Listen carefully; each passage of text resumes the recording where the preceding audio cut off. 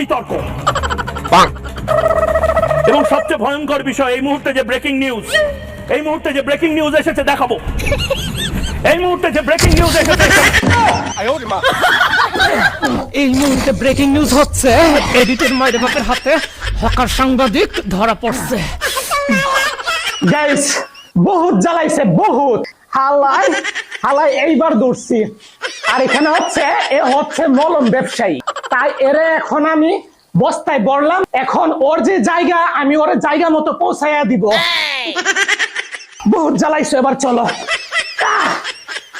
নিয়ে যাইতেছি guys. Guys মলম ব্যবসায়ীকে এবার জায়গা মতে নামাই দিয়ে এবার চলেন, নামাইয়া দিয়ে এবার শুরু করো তোমার মলম বিক্রি আর হকারগিরি। যখন চুলকানি শুরু হয় মনে হয় 70 টাকা রোজের কামলা লইয়া চুলকাই, কি যে ভালো লাগে চুলকাইতে, হাই রে মজার চুলকানি।